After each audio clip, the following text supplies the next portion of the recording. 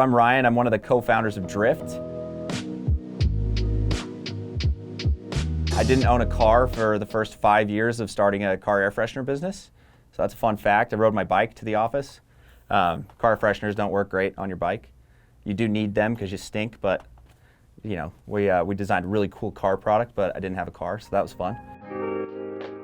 I bought a used car probably 10 years ago now, and when I bought it, it had a little funk to it, as used cars do.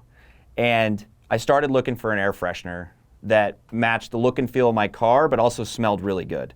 And I couldn't find anything. Everything that was out there was tacky. You know, there's the vent ones that look really goofy.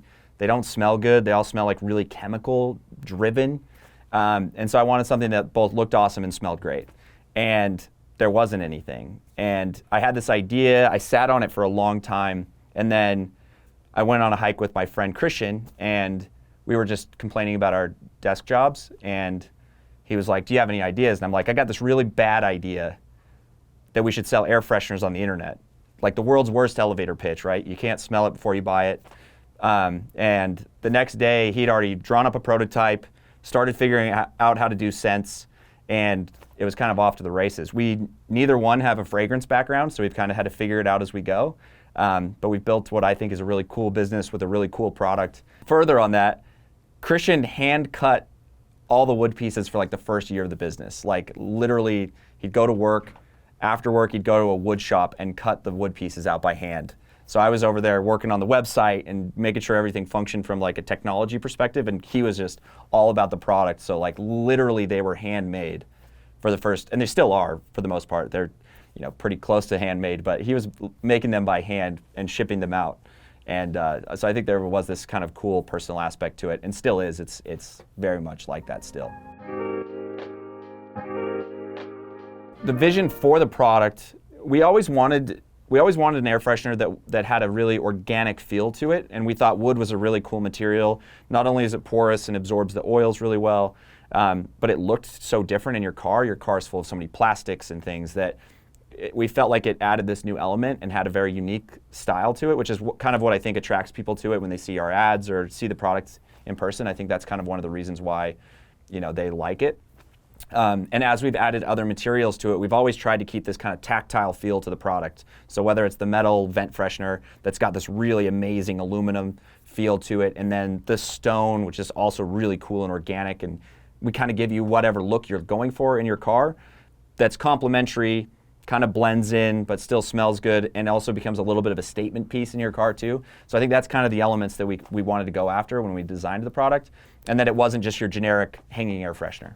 That wasn't like to be honest, the original design, we're still using version 1 of the metal clip that goes up on the visor, and it was literally hand-drawn on the back of a napkin. It's like total classic entrepreneurship story.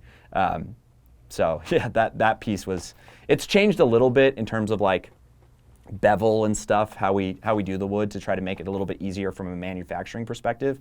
But it's always been kind of that square wood piece with a laser engraved logo, and kind of that look is kind of always what we've wanted it to be. But again, just trying to keep those organic elements within it too. The current car freshener market was just really, really bad. I think that we've all experienced what we call the rideshare shower. You hop in an Uber, and you know, the driver's got 30 air fresheners hanging from every orifice of the car. There's just handles have a little tree. The vents have 3 Glade plugins, and you get out of there with a headache, and you smell like it smelled. And I think that overall, car fresheners haven't caught up to where we are, you know, with cars. I think that the car is the second most expensive thing that most of us end up buying in our lives, and we don't treat them as such. And I think for us, we wanted to provide a better experience, both from a look perspective, but also from a scenting perspective, that it's candle quality scents in your car. It's not full of all the harmful chemicals that are traditionally found in air fresheners, and overall just a better experience. You know, what's funny about a car is it's like an aluminum box, and you're stuck in there with no airflow, and you know, who knows what's in half these air fresheners. So we've worked really hard to make sure ours are super clean, free from all the harmful chemicals that are traditionally found in air fresheners, and something that you can, you know, have your pets, your family in your car and still feel safe, but also have a good experience with the scenting. scenting is obviously the biggest component of all of this. So we're always playing a game of, we want a scent to be really strong, but not too strong, so you don't get a headache and things. And what we found is we kind of look to candles and to other kind of atmospheric scenting options and try to find inspiration that way. But we want to cover kind of the full gambit of scents, from your florals to your woodsies, your musks, those types of things. And allow you to kind of brand your space how you want it. But we also do a Scent of the Month program, which is our most popular thing because we stay seasonal. You also get to try things you may not have picked. One that pops out to me is we did a scent called Baked, and it was very, gourmand. And I was a little hesitant because I think sometimes those ones veer a little bit off center and are a little bit more polarizing. That ended up being a fan favorite, and people really loved it. But that's not one that you're probably going to pick off the shelf. But I think with Scent of the Month, you get to try new things and experience kind of how we curate and tell a story around fragrance.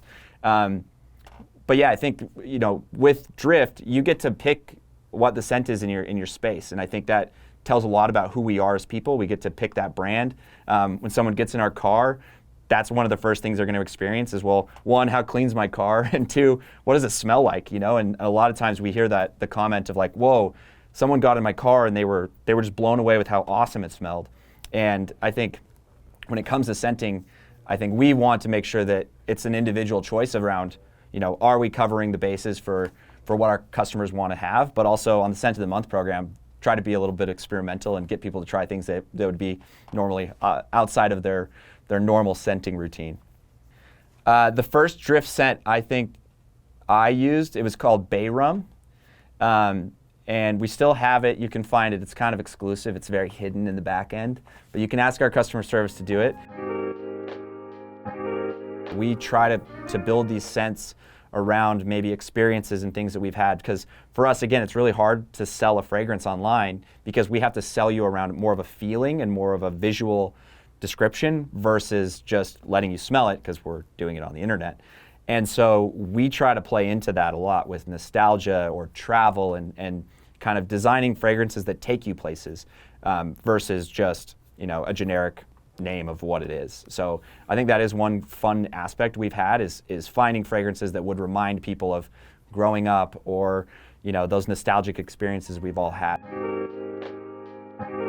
So one of the big things we're always fighting with Drift air fresheners is nose blindness.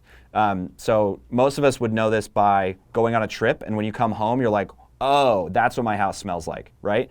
And so nose blindness is a real thing. So Scent of the Month is one way we combat that, so that you're getting a new fresh scent all the time. But what's funny is most people won't smell their car if they've picked a regular scent. But if someone gets into their car, they'll be like, oh, what is that? And they'll remember that they actually smell it. But nose blindness is a real thing. It's part of your fight or flight system that your body's like, oh, I don't need to be scared of this scent, so I'll forget it. So we're always competing with the nose blindness stuff, and definitely a big thing we have to work on with air fresheners. But I think we do a pretty good job of that, especially with Scent of the Month and helping you to rotate things out. So you can kind of always keep it fresh and smell something new. So how a Drift subscription works is when you put in an order, you get to pick your first scent. You should probably choose Scent of the Month just to try things out, but if you really like one of our scents, you can lock it in if it's one of our kind of mainstay scents. And then your first month, you're going to get a metal visor clip that slides onto your visor, and then you'll also get either the wood or the stone that magnetically snap up on there. And every month after that, you're going to get a fresh new freshener. Fresh new freshener. How's that for using the same word twice? Yeah, so Drift has been around for like 6 years. We've rebranded once, but we still have a huge community that's been with us the whole time. And I think what's cool about them is they're super vocal around scent, and they love giving us feedback and helping us, kind of guiding us around where we should head with fragrance. You've got people that have locked in and are on their favorite scent and have never changed it, and they're on their 100th order of teak. Or you have a ton of people, most of our customers are on Scent of the Month, and I think we've tried to make it a really collaborative thing where we get feedback and work on all the new fragrances. We have a small beta group that we test with as well on new products and new fragrances, and it's fun. They're super vocal. I think you definitely have little niches within inside of our Drift community around different types of really hardcore car people. You got your mom contingent, and they're super vocal and love certain scents. But we've got kind of these different groups, and I think it's really fun to kind of work within those to design fragrances and products that kind of match what they're looking for across the board. How do I envision the future of Drift? I see it as huge potential for us because as I kind of think about it, it's atmospheric scent. It's making sure that the spaces that you're in have a scent that you want. And I think giving you the ability to pick and choose how those spaces smell, and I think a lot of it comes down to like personal branding. I think there's a few reasons why people scent a space. You may have something that is smelly, like I have a dog and she is awesome, but sometimes she smells like a dog. And so, there's obviously like scent elimination. But then I think there's a real cool personal branding aspect to scent, and what choices are you making inside your home or inside your car that kind of portray you as a person. And when someone comes into that space, what are they thinking, and how do you play with that? And I think that's a really cool thing that, Drift can help with is making sure that, your space fits your vibe and helps with that. And I think there's also, there's some ritual to scent that I think is really, really cool, and I think we want to start to get into some more of that, because I think there's like a base level, I want my space to smell good, but then there's also this ritual aspect with candles and incense and things like that we do to kind of set a mood or put us in a certain mind frame, and I think that scent does a great job at that. But again, also, the number one thing you do when someone's coming over is light a candle so that it covers up your kind of baseline funk in your house, right? So I think there's just so many elements to that, and I think Drift is going to be a huge player in the kind of atmospheric scent space.